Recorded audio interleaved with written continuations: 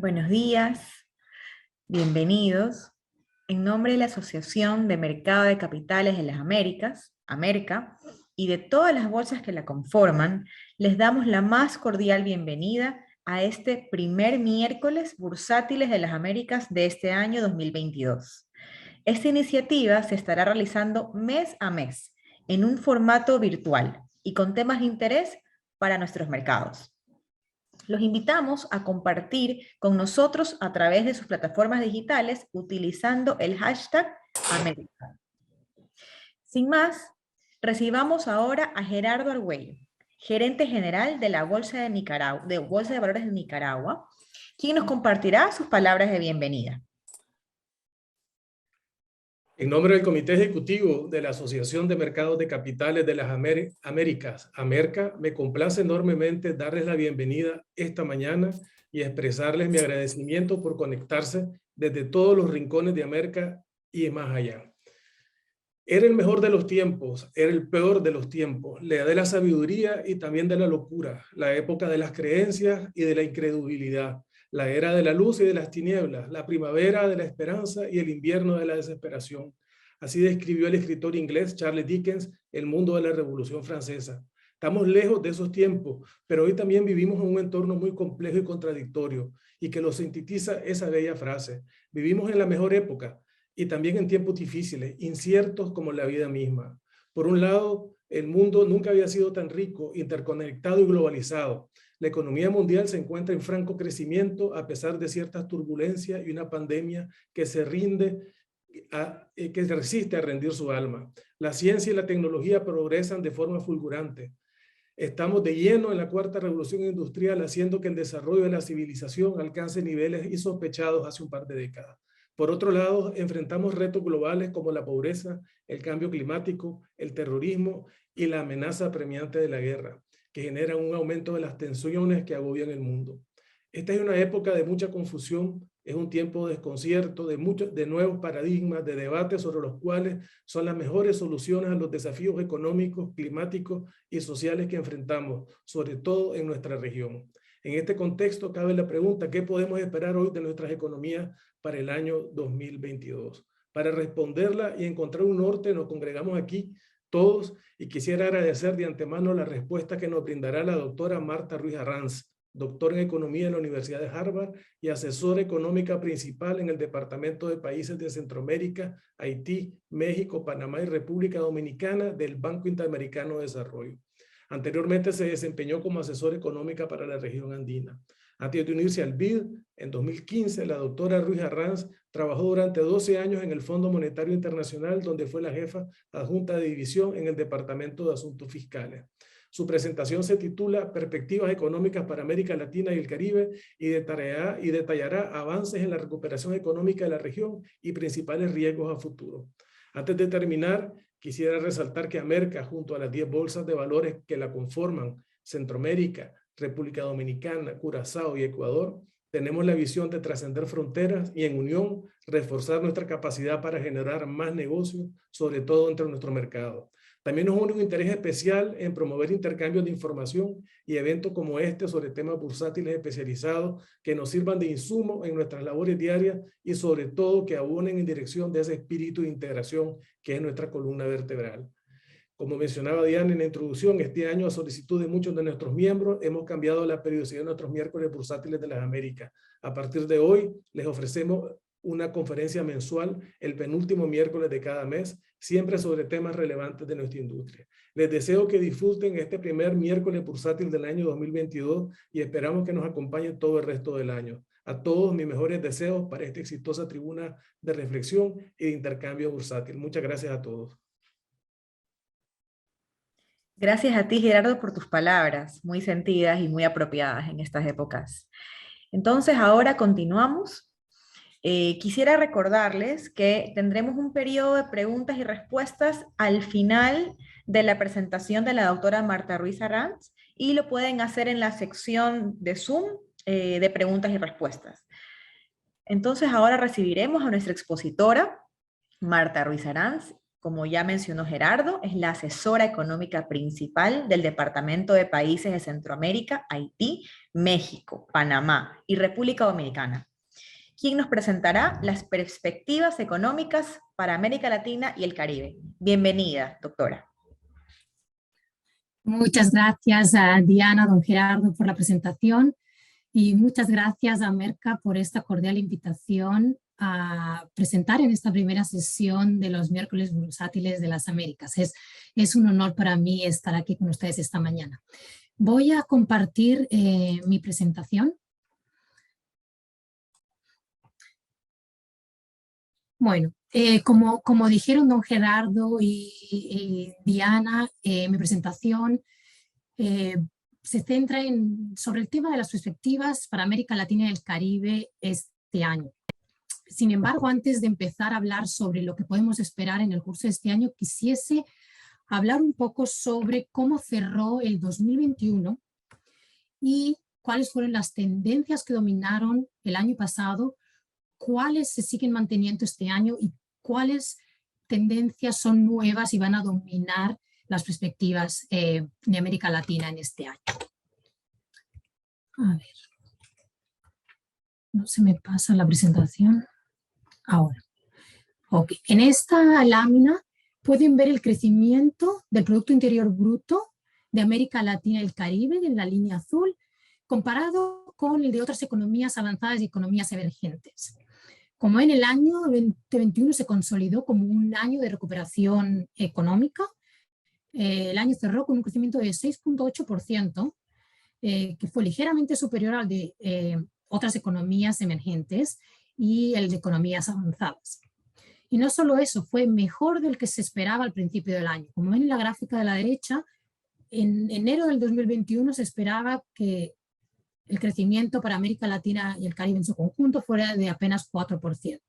A medida que fue pasando el año, se fueron actualizando, revisando a la alza esas proyecciones, y para el final de año se creía que la región acabaría con un crecimiento mayor al 6%.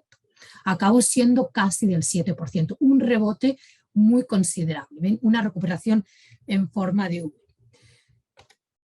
Lo que vemos es una gran heterogeneidad entre regiones y entre países. Los desempeños fueron marcadamente diferentes. Destaca el gran repunte, la recuperación muy rápida de la región de Centroamérica, Panamá y República Dominicana, después de una contracción de más del 7%, el 2021 cerró con un crecimiento superior al 9%, mayor a la magnitud de la contracción. Por otro lado, las economías del Caribe crecieron muy poco, no recuperaron la contracción que sufrieron en el 2020.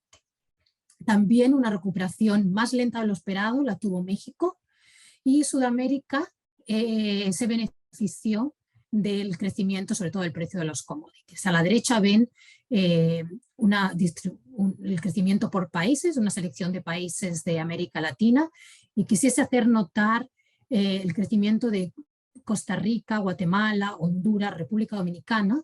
Todas economías tuvieron una contracción relativamente fuerte, excepto quizás Guatemala, y un repunte mucho mayor al que se esperaba inicialmente. Entonces, lo que vemos es que poco a poco todas las economías han ido alcanzando los niveles de actividad prepandémica. Esta gráfica muestra en la línea horizontal del 100 el nivel al final del 2019 y muestra el momento más álgido, digamos, de la crisis, que era el segundo trimestre del 2020, y en el punto azul el tercer trimestre del 2021. Entonces, ¿cómo interpretar este gráfico? Por ejemplo, en el primer país, Brasil, vemos que en el segundo trimestre del 2020 la economía llegó a ser un 90% del nivel del 2019, pero al tercer trimestre del 2021 ya se había recuperado la producción perdida. Resalta en esta gráfica Panamá, que fue el país que tuvo la mayor contracción de América Latina. Algunos países del Caribe la tuvieron más fuerte, pero en el segundo trimestre del 2020, su PIB llegó a ser menos del 60% del nivel del 2019. Y es el único país que aún no ha alcanzado el nivel de actividad prepandémica, pero se espera que lo alcance este año. ¿Cuáles fueron los motores de esa recuperación? Por dos. Principalmente la demanda externa, las exportaciones, que aumentaron tanto en volumen como en valor por el aumento del precio de los commodities. En la gráfica de la izquierda ven las exportaciones, el crecimiento de las exportaciones de mercancía en el 2021, no comparado con el 2020, que fue el año de mayor crisis, sino comparado con el 2019. Y vemos crecimientos muy, muy altos, es decir, en algunos casos en Chile, Costa Rica, Guatemala, Honduras, Perú, superior al 20% en relación al 2019. El otro gran motor de crecimiento, sobre todo en Centroamérica, México, República Dominicana, fue el crecimiento de las remesas, que estuvieron por exceso del 30% en relación al 2019. Estos dos motores fueron los que apoyaron el consumo y la actividad doméstica. Al mismo tiempo, del lado fiscal, vimos que este repunte de la actividad económica tan fuerte tuvo una incidencia muy positiva en los ingresos fiscales. Y aquí la gráfica de la izquierda muestra ese aumento de los ingresos, igual que en las gráficas anteriores, no en relación al año anterior, al 2020, sino al nivel prepandémico. Y también vemos crecimientos de los ingresos, excepto en algunos países, superiores al 15-20%, muy significativos.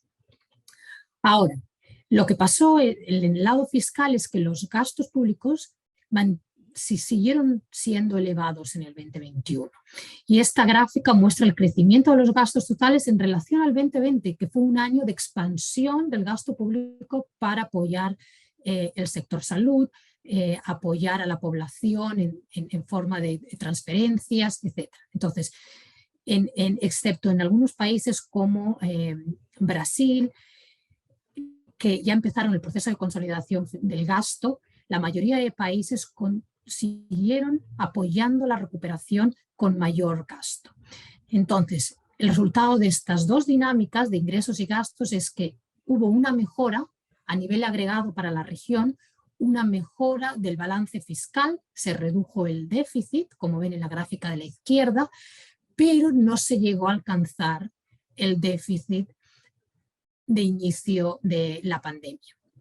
Se revirtió un poquito, pero no todo. Evidentemente hay mucha heterogeneidad entre países. Hemos visto, por ejemplo, en la región de Centroamérica, países como Costa Rica, que han tenido tuvieron una mejora significativa en el 2021 del desequilibrio fiscal, pero no es así en su totalidad, para la totalidad de países. Y en promedio, las cuentas fiscales están un poquito peor que el inicio de la pandemia. Lo mismo es el caso con la deuda. En el 2021 vimos un aumento significativo de 10 puntos en el ratio de deuda a PIB y hubo una mejora en el 2021, pero no consiguió revertirse todo el impacto. Ahora, lo que marcó el 2021 y sigue marcando las perspectivas para este año fue el aumento de la inflación. Como resultado de la reactivación económica y aumento de la demanda, pero por factores externos como las disrupciones en las cadenas globales de valor y las cadenas de suministros y el aumento de los precios de commodities y precios de energía.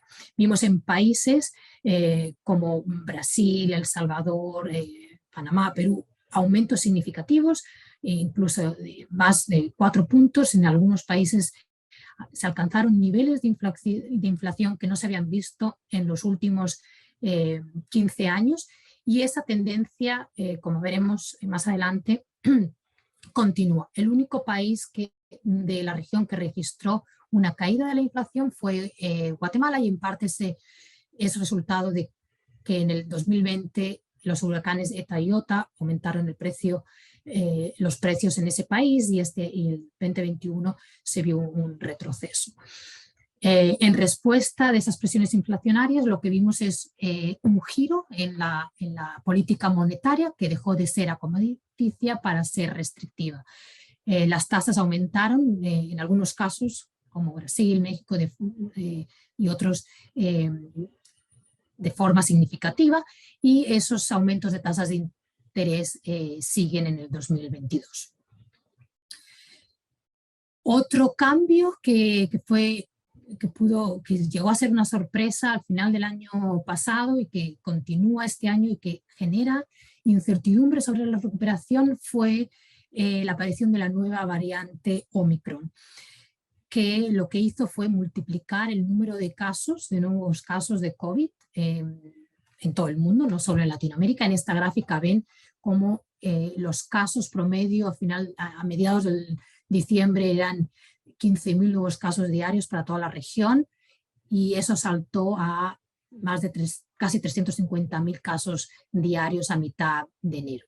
Por suerte, esta nueva ola está siendo de corta durada y ya vemos que está revirtiendo esa tendencia. A esto contribuye que ha habido avances significativos en términos de vacunación. Latinoamérica empezó un poco más rezagada que regiones, especialmente países avanzados y de la OCDE, pero hemos visto avances significativos. Cabe, sin embargo, destacar que algunos países de Centroamérica, Guatemala, Honduras, hay bastante rezago en vacunación, con alrededor del 50 o menos del 50% de población vacunada con la pauta completa.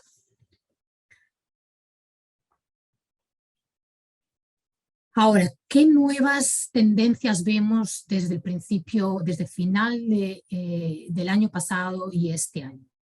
Vemos que los indicadores muestran un menor dinamismo de crecimiento en las grandes economías. Estados Unidos, vemos que ha habido una revisión a la baja del crecimiento de este país.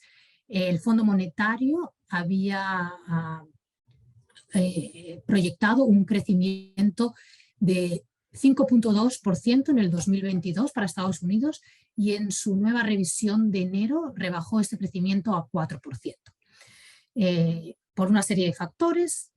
Uno, no se incorporan todos los estímulos de la administración que la administración Biden quería impulsar. Dos, interrupciones en las cadenas de suministros.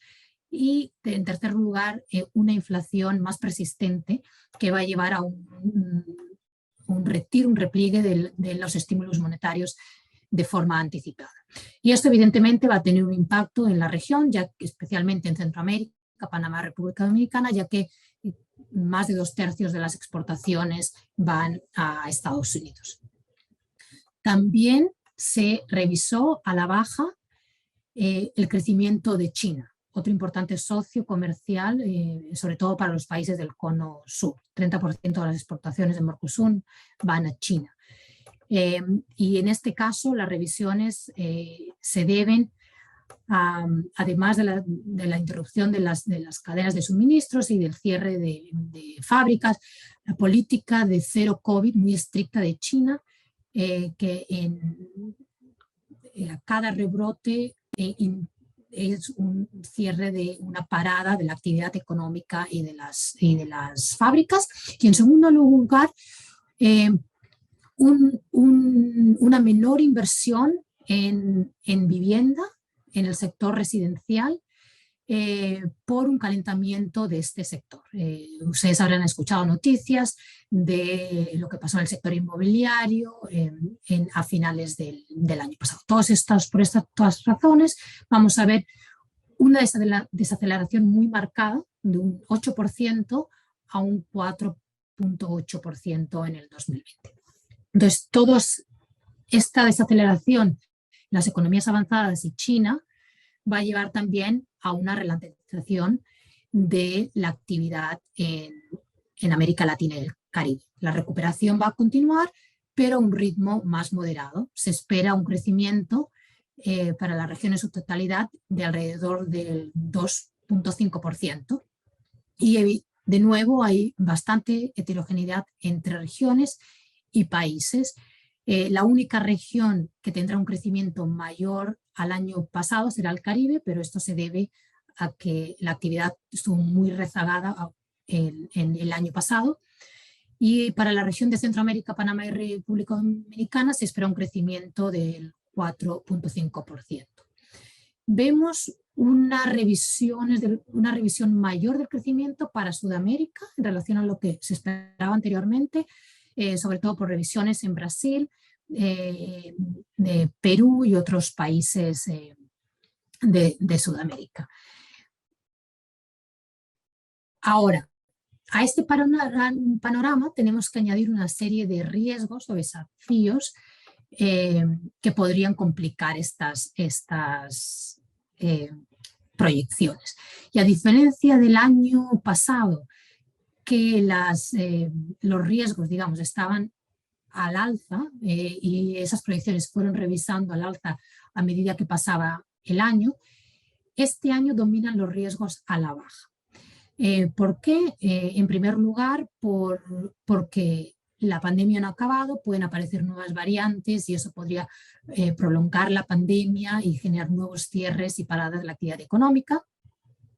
En segundo lugar, porque la inflación está siendo menos transitoria de lo que se esperaba y hay un riesgo de desanclaje de expectativas de inflación que haga que esta sea mucho más permanente y lleve a un giro o un endurecimiento de la política monetaria mucho mayor de lo que se esperaba, y eso tendría implicaciones para todas las economías emergentes, incluida América Latina, lo que podría llevar a generar salidas de capitales, depreciaciones, etc. Eso también al mismo tiempo complicaría la situación fiscal, la dinámica de reducción de la deuda que los países tienen que llevar a cabo, y al mismo tiempo podríamos ver un riesgo, materializarse un riesgo latente que ya se venía incrementando antes de la pandemia, que es el riesgo de descontento social. Al mismo tiempo no está en esta tabla, pero somos conscientes de las tensiones geopolíticas en algunas partes del mundo, especialmente la tensión entre Rusia y Estados Unidos en relación al conflicto en Ucrania.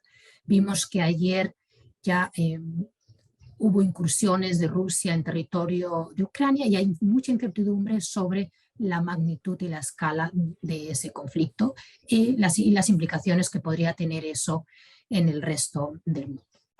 Entonces déjenme ir con un poquito más de detalle sobre alguno de estos riesgos.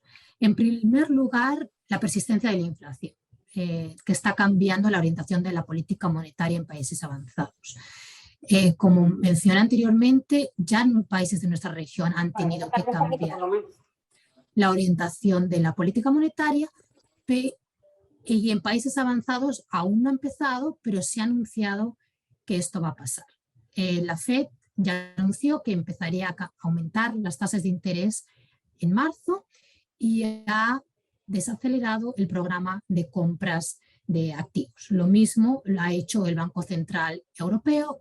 El Banco Central Europeo anunció que va a mantener las tasas de momento al nivel actual, pero que va a parar el programa de compra de activos.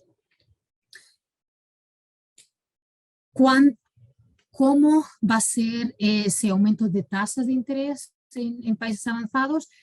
Es incierta y va a depender en gran medida en que se pueda anclar las expectativas de inflación, de que esa inflación no se traspase a presiones salariales y un círculo vicioso.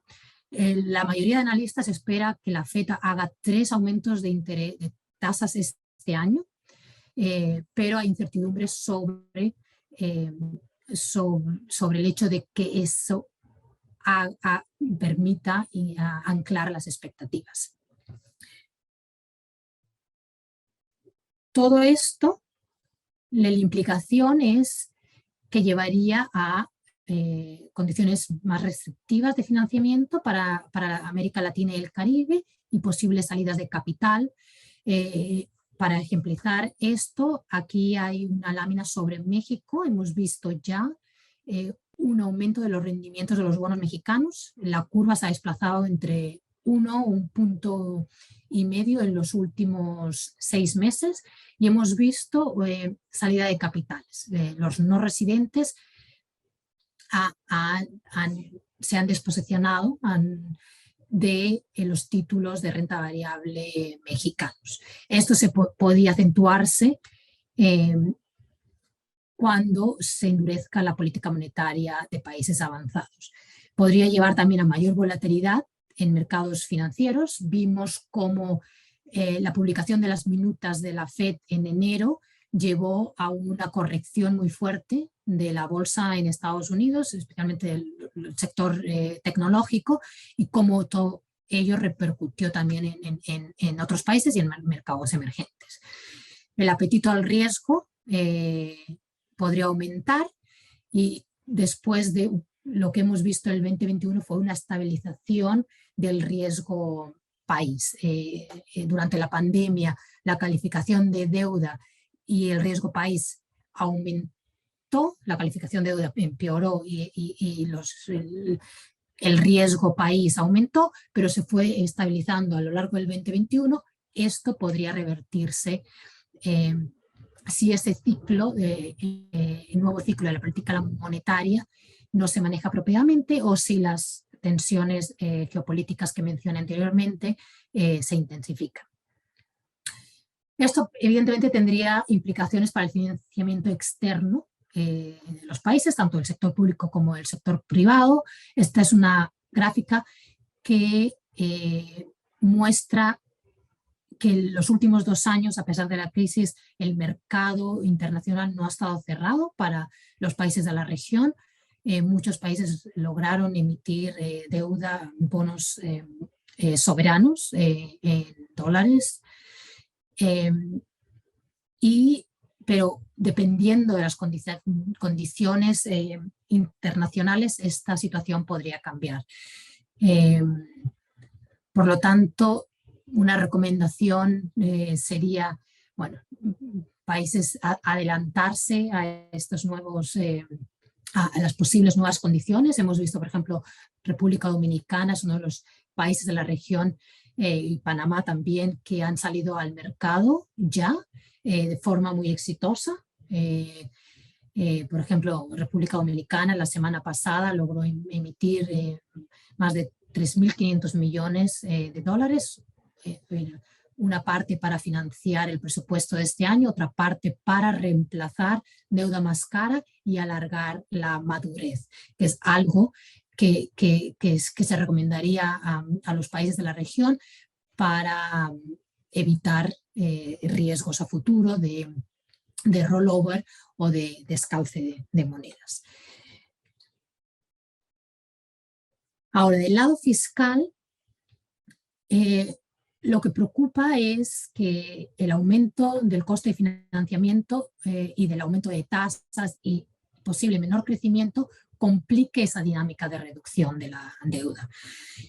Sabemos que cuanto más altas sean las tasas o menor sea el crecimiento,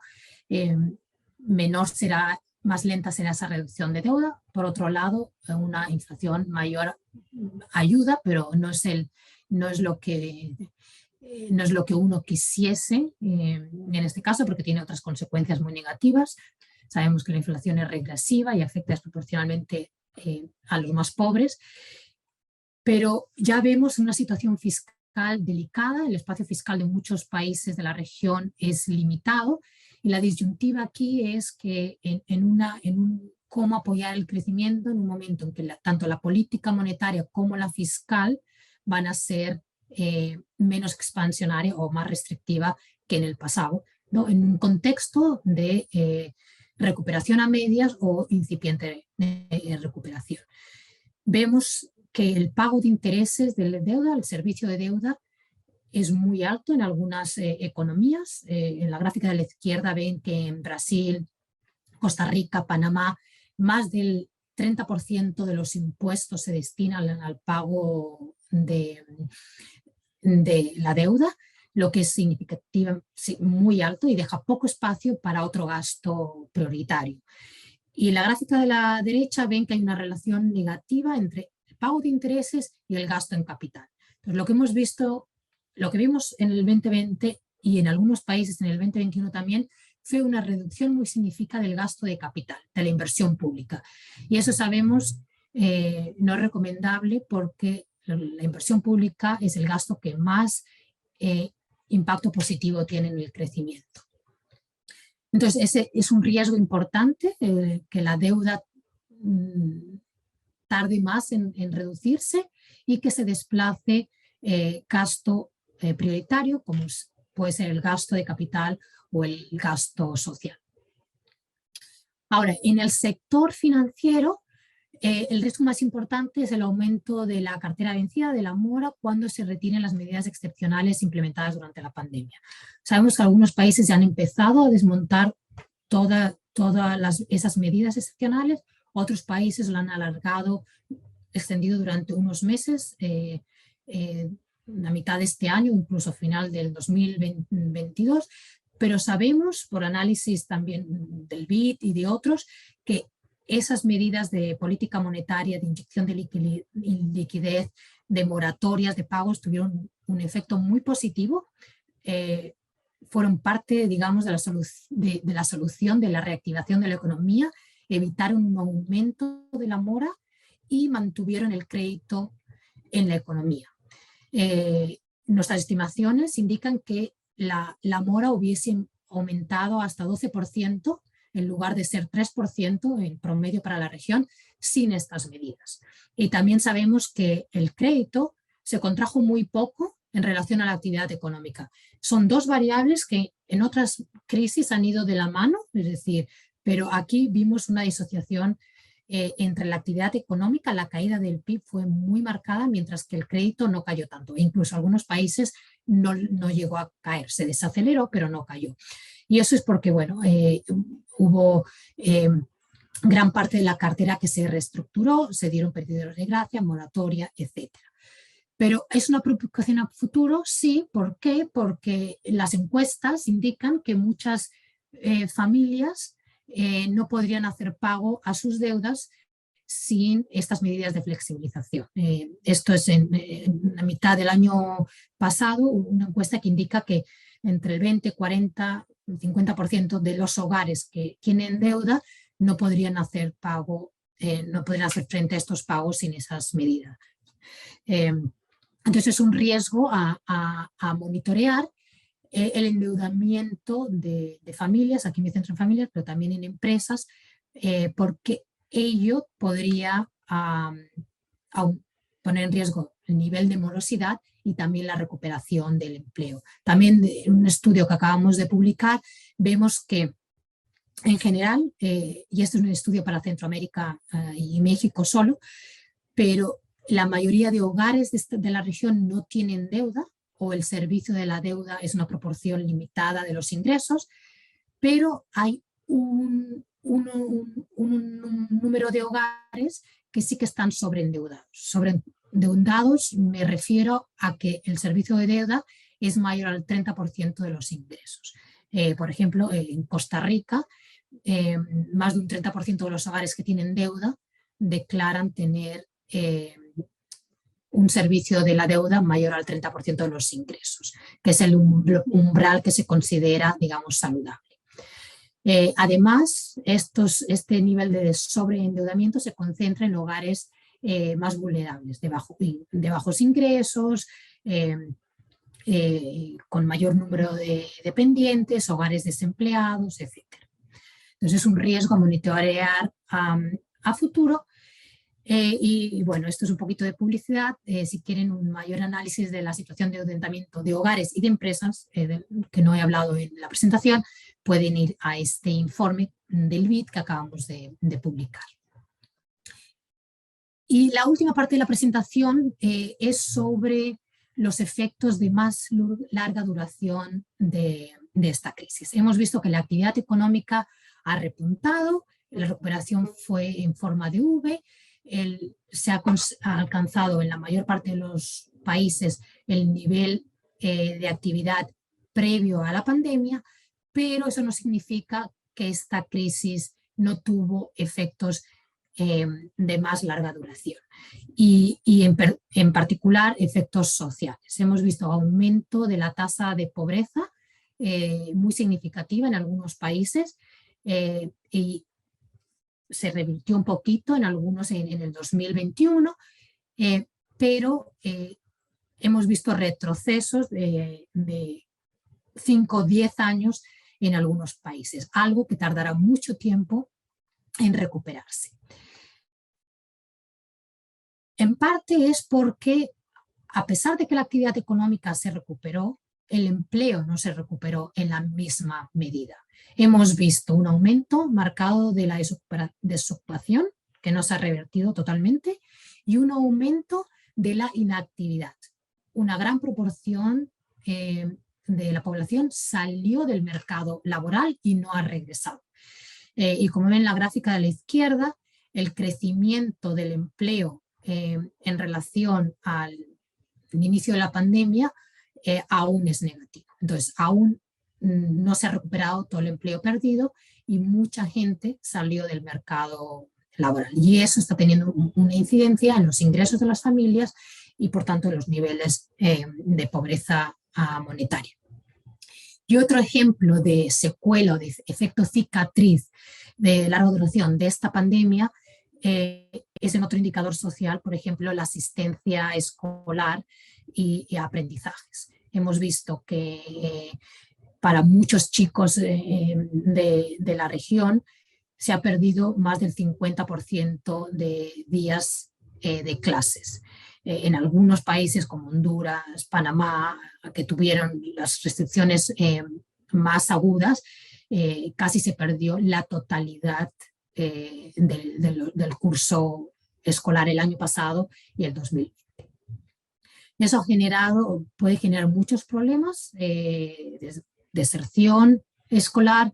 Eso se va a traducir en algunos países, por ejemplo, El Salvador, Guatemala, Honduras, donde más deserción se vio, migración y otras actividades de riesgo, como por ejemplo formación, integración de bandas, etc. Entonces, las implicaciones sociales creo que aún no tenemos bien estudiado o entendido cuál es la totalidad de esas implicaciones a largo plazo en términos de pérdidas de, ¿cómo se llama?, ingresos de por vida. Y como mencionaba al principio, un riesgo muy importante que no podemos negligir es el aumento del descontento social. Algo que ya habíamos visto en el 2019, antes de la pandemia, pero que podría ahora, a raíz del impacto social de la pandemia, intensificarse.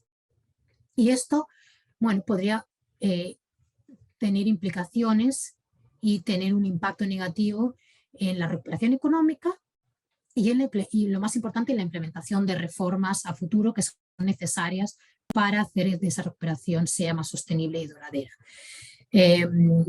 La gráfica de la derecha muestra que la región tiene un alto nivel de desigualdad y que la gestión pública no contribuye a reducir esa desigualdad. Es decir, a diferencia de los países de la OCDE y de la Unión Europea, donde la desigualdad medida por el índice de Gini es diferente antes y después de la acción del sector público, en los países de América Latina la desigualdad antes y después de impuestos y transferencias es muy similar. Entonces, esto hace que la percepción de los ciudadanos de la gestión pública sea muy negativa. No se percibe que eso contribuye a mejorar su calidad de vida o su estatus social, y eso puede hacer que la población sea más reticente a apoyar reformas a futuro, como pueden ser procesos de consolidación fiscal, reformas de pensiones, reformas del servicio público, etcétera, que son necesarias para tener un crecimiento mayor y más sostenido. Quisiese entonces un poco resumir lo que he dicho. La recuperación va a continuar en el 2022, pero va a ser un poco más moderada en medio de una mayor incertidumbre, de un aumento creciente de los riesgos. Hemos visto ya que los indicadores de la actividad se están desacelerando por muchas razones, por la variante Omicron y la incertidumbre sobre la pandemia, por las presiones inflacionarias, por todos los trastornos en las cadenas de suministros que están también llevando a desaceleración del crecimiento de las economías avanzadas y de China, y por las tensiones geopolíticas. Entonces, salir fortalecido de esta crisis va a requerir una serie de cosas. Primero, seguir manejando la pandemia, el proceso de vacunación, y también atender esas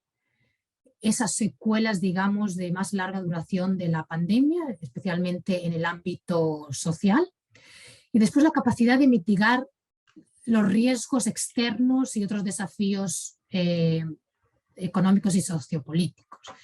Y principalmente el ciclo monetario de endurecimiento de la política monetaria de las economías avanzadas, y qué significa eso para las economías emergentes en términos de mayor volatilidad financiera, riesgo de depreciación, salida de capitales, etcétera. Entonces, navegar ese nuevo contexto externo va a ser muy importante. Y finalmente, cómo los países aprovechan las oportunidades de crecimiento. Hemos visto que esta pandemia también ha abierto nuevos espacios. Ustedes habrán oído sobre posibilidades de nearshoring, de deslocalización de las cadenas globales de valor de China más cerca de Estados Unidos. Eso abre una ventana de oportunidad para países de la región, especialmente México, Centroamérica, por su proximidad a Estados Unidos. Pero hay otras oportunidades para impulsar reformas, procesos como la digitalización, que vimos que fue clave durante los últimos 2 años. Y por tanto, es decir, habrá que calibrar de forma muy cuidadosa las políticas, tanto monetaria como fiscal, dado las presiones inflacionarias, el poco espacio fiscal, pero también de reformas estructurales para aprovechar esos espacios de crecimiento. Entonces, quisiese acabar con el rol del BID en el proceso de recuperación de América Latina. Como saben, el BID ha sido un socio clave tanto en préstamos como asistencia técnica para la región, y en su visión 2025 se centra en 6 oportunidades para captar estas oportunidades de crecimiento. En temas de economía digital, como mencioné, apoyo a pymes, acción contra el cambio climático, integración regional y nearshoring, y todo con un enfoque de género, diversidad e inclusión, que es muy importante porque vimos la pandemia afectó desproporcionalmente a las mujeres. No lo mencioné anteriormente, pero las mujeres fueron las que más perdieron el empleo y las que más salieron del mercado laboral. Por tanto, recuperar ese empleo es también prioritario. Con esto concluyo la presentación, agradeciendo su atención y quedo atenta a preguntas, comentarios que pueden hacer. Gracias. Muchísimas gracias, doctora. Tenemos algunas preguntas.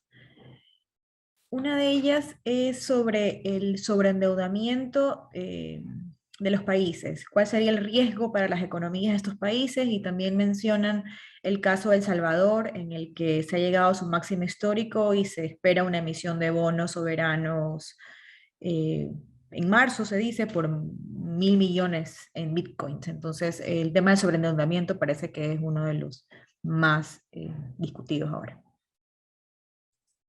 Sí, muchísimas gracias por la pregunta. Efectivamente, es decir, en la región tiene niveles de endeudamiento del sector, tanto el sector público como el privado, pero creo que la pregunta iba sobre el sector público. De endeudamiento del sector público récord. Es decir, yo diría que casi todas las economías tienen niveles de deuda que son mayor de lo que se considerarían prudentes dados sus condiciones de desarrollo, características del país, capacidad de pago, etc. El Salvador es uno de los países donde la deuda aumentó más, el nivel de deuda pública aumentó más, y el que requiere de mayor esfuerzo fiscal a futuro. Es un país que manejó muy bien la pandemia en términos del manejo de la pandemia, la vacunación, etcétera, pero se requiere de apoyo, digamos, a la economía y ha tenido un repunte de la actividad económica de casi el 10% el año pasado, pero ahora es el momento de, como dije antes, de calibrar cómo continuar apoyando la recuperación, pero cómo volver las finanzas a un estado más saludable. Entonces, un nivel de deuda por encima del 80% no se considera sostenible, y con las políticas de expansión del gasto de la pandemia, esa deuda se haría aún más insostenible. Entonces, es importante revertir esa tendencia del gasto a niveles más sostenibles, siempre tratando de priorizar los gastos sociales y de inversión pública para no dañar la economía, pero llevarlos a niveles más sostenibles, que para El Salvador siempre, para las autoridades, siempre han tenido esta meta en su ley de responsabilidad fiscal de llevar la deuda al 60%. Evidentemente, ni para El Salvador ni para ningún país el retorno a sus reglas fiscales o a sus marcos de responsabilidad fiscal y sus metas va a ser de la noche a la mañana. Se va a tardar unos años en revertir, pero para ello se debería empezar ya a tener ajustes con el objetivo de lograr balances superávit en los balances primarios. Especialmente, y uno tendría que ser conservador, especialmente porque el contexto externo es muy diferente al que teníamos incluso con anterioridad a la pandemia. Habíamos tenido tasas de interés y un contexto externo muy favorable, con tasas de interés muy bajas, cero en los países avanzados, y esto sabemos que va a cambiar, ya se ha revertido. Entonces, reducir esa deuda va a costar mucho más, con el mismo esfuerzo fiscal, va a costar mucho más que anteriormente, por la simple razón de que las tasas de interés van a ser más altas y porque el crecimiento va a ser menor. Entonces, sabemos que en periodos de volatilidad financiera, los mercados financieros discriminan a los países. Entonces, aquellos países que sean más cautelosos, sean mejores de estudiantes, digamos, que hagan ese esfuerzo, van a ser premiados y van a tener mejor acceso al financiamiento externo que aquellos países donde la disciplina fiscal sea menor. Entonces, vamos a ver mayor diferenciación en acceso a mercados financieros externos, y algunos van a ser castigados, o el acceso va a ser demasiado alto para poder emitir. Gracias. En ese sentido, hay otra pregunta sobre el sobreendeudamiento de Panamá, bueno, hablando de sobreendeudamiento público, que si usted ve riesgo de perder el grado de inversión. Gracias. Panamá, la respuesta rápida es no. Panamá, como dije, tuvo una de las contracciones mayores el año pasado. Fue el país donde las restricciones de movilidad fueron más fuertes, pero el rebote también este año ha sido, el 2021 fue espectacular. Un crecimiento se espera aún no hay cifras oficiales, pero mayor 15%. Y también sorprendió el desempeño de las finanzas públicas, mucho mejor en términos de ingreso de lo esperado. Fue un país que fue cauteloso en términos de la expansión del gasto, hizo la expansión en términos de la protección social, Panamá solidario, del bono, pero solo eso, y por lo tanto el manejo de las finanzas públicas ha sido bueno. Ya se volvió a las metas de la regla fiscal y se prevé también que lo haga este año. Por lo tanto, es decir, Panamá está en buena posición. Bueno, ya lo vimos, es decir, tuvo una emisión en mercados capitales en enero con unas condiciones muy, muy favorables. Si uno ve el contexto externo, evidentemente fue un poquito más caro que las emisiones de los últimos 2 años, pero dado la coyuntura externa fue muy, muy favorable y está haciendo unos esfuerzos de consolidación fiscal y de retornar a las metas que establece su regla fiscal muy positivo. Entonces, Panamá es uno de los países que creemos que seguirá teniendo acceso a mercado y también se proyecta un crecimiento, una de las economías más dinámicas de la región en el 2022. Muchísimas gracias, doctora. En ese sentido, también tenemos una pregunta dirigida a Ecuador. ¿Cuáles son las oportunidades y riesgos para un país como Ecuador para atraer nuevos inversionistas?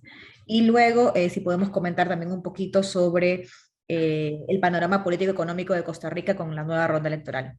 Sí. Muchas gracias. A ver, Ecuador es uno de los también, es decir, como saben, Ecuador se benefició muchísimo del aumento del precio del petróleo en el último año. Era un país que ya al inicio de la pandemia hizo una reestructuración de la deuda que fue percibida de forma muy positiva por los mercados. El 2021 se lograron las metas fiscales con el acuerdo, que superaron el acuerdo, digamos, las metas establecidas por el acuerdo con el Fondo Monetario. Entonces, es un país que tiene riesgos, la deuda sigue siendo elevada, tiene un camino a seguir en términos de consolidación fiscal, pero el programa del fondo y la disciplina fiscal han ayudado, sobre todo, a mejorar las percepciones del mercado y el acceso a financiamiento externo.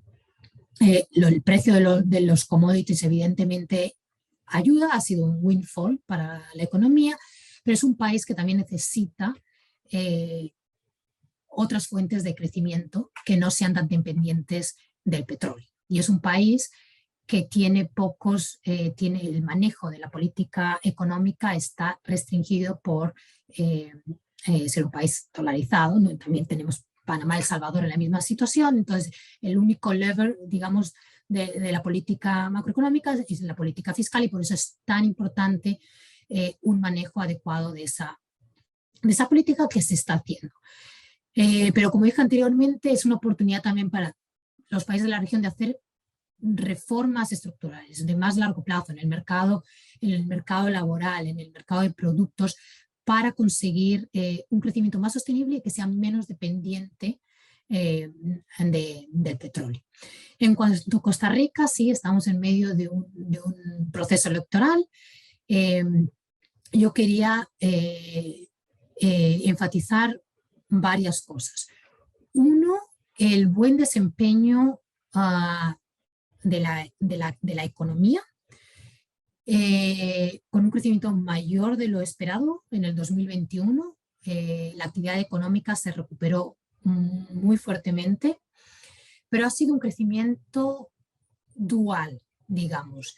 Ha sido impulsado por el comercio exterior y por un buen desempeño de las zonas francas, pero hay algunos sectores de la economía que siguen muy rezagados, y principalmente debido al sector turismo, que no se ha recuperado en su totalidad. Entonces el sector hotel, restaurantes, construcción y otros como construcción siguen rezagados. Entonces, digamos, el objetivo sería cómo hacer que el crecimiento sea más igualitario y no como ahora, que es más a dos velocidades, ¿no?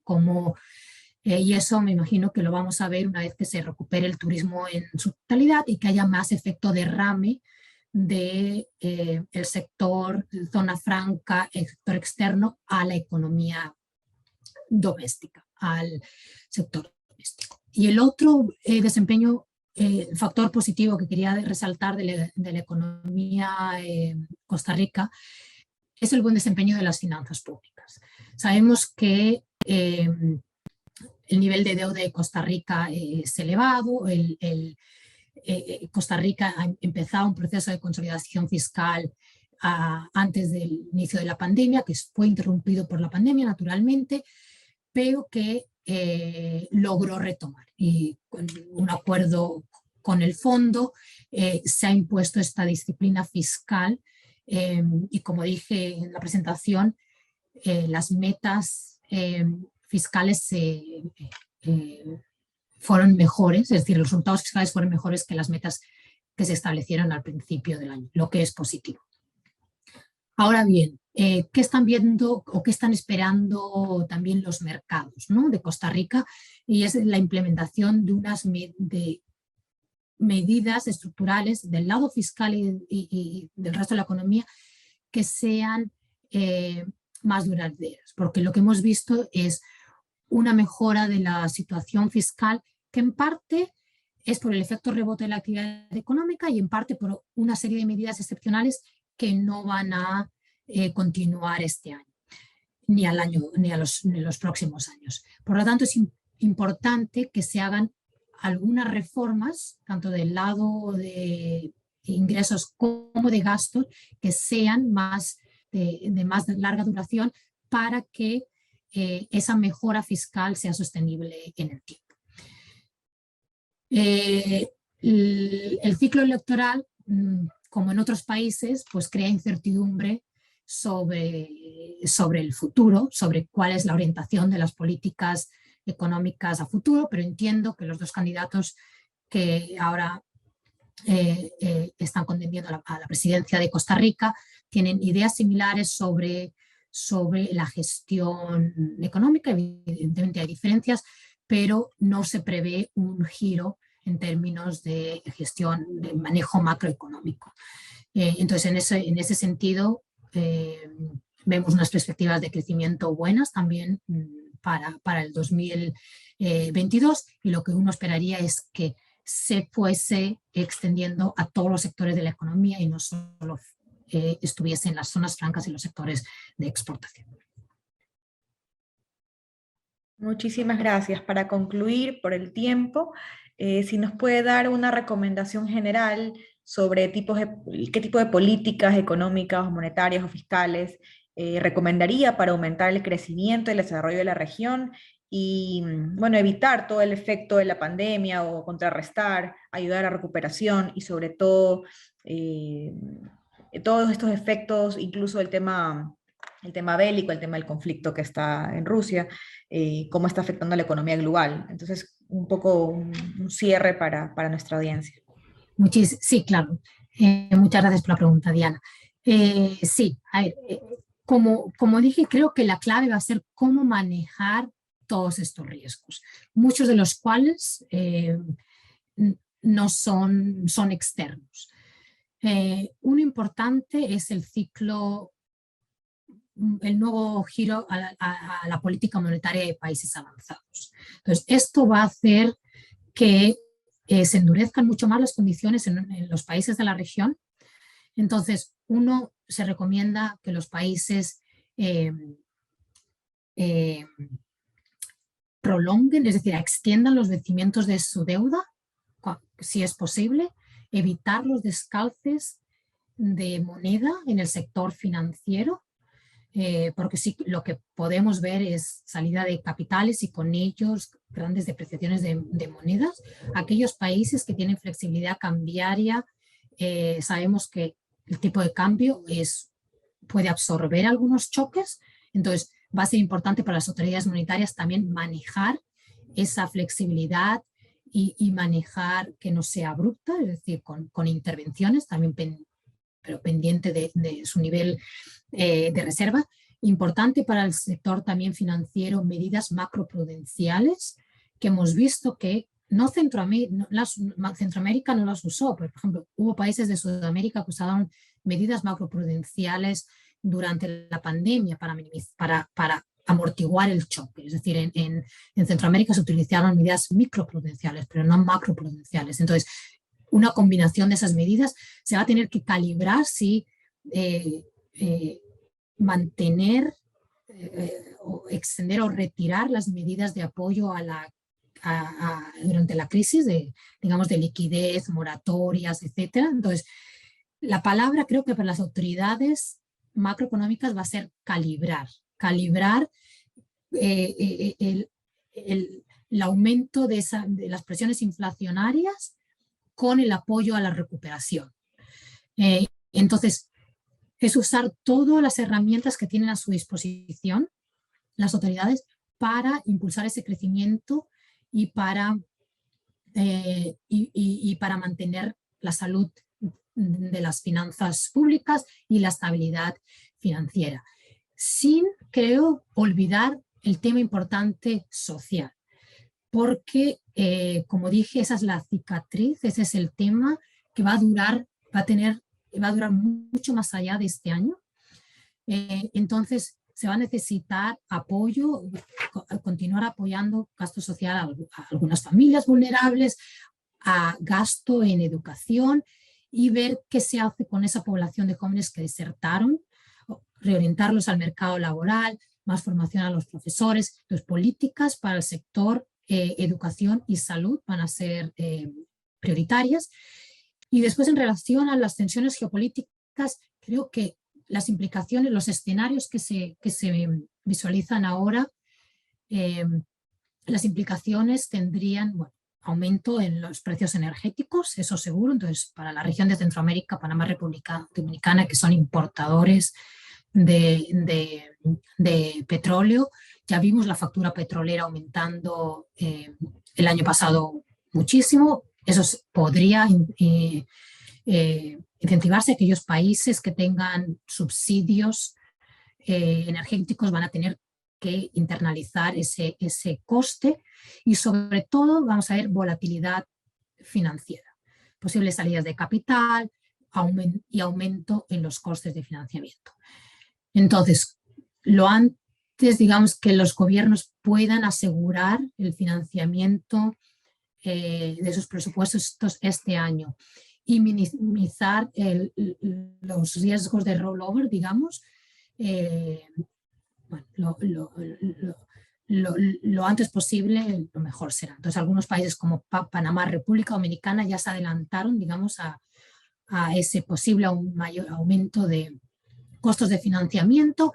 Y no solo eso, hicieron operaciones de, ¿cómo se llama?, de liability management, ¿no? Es decir, República Dominicana, por ejemplo, se está ahorrando más de $1.000 millones en los próximos 2 años en pago de intereses, porque consiguió extender la madurez de su deuda y reducir un poco el coste. Entonces, esa